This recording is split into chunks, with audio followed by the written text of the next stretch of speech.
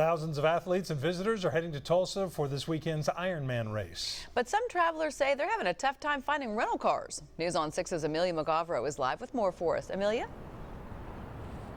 Craig and Lori, I'm in front of the Ironman finish line right now. You can see it's just now getting set up. And we all know it takes a lot physically just to get across this line. But some athletes say just to get to the race has been a challenge. More than 2,100 athletes are expected at this weekend's Ironman North American Championships, and that's not including family and friends. But with opportunity comes obstacles, including a nationwide rental car shortage. I always tell people that it's somewhat of a victory just to get to the starting line in an Ironman. John Mozena traveled all the way from Portland to Tulsa, but finding a ride from the airport to his hotel room is a challenge. Just try to get our hotel room has been tough.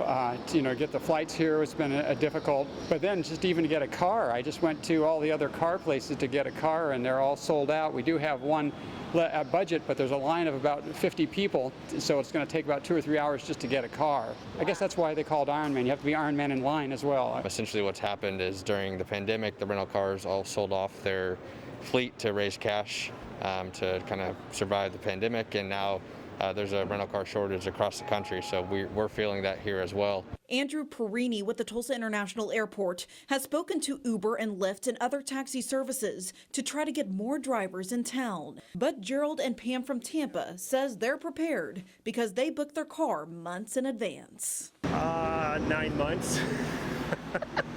It's just going to be a really, really great time. We're really looking forward to it, Oklahoma. Thanks for inviting us on board. And the city says they need a lot more volunteers for this weekend's race. So if you want to come out, support these athletes, I'll have a link inside this story on our News on 6 app to volunteer. Live in Tulsa, Amelia McGavro, Oklahoma's own News on 6.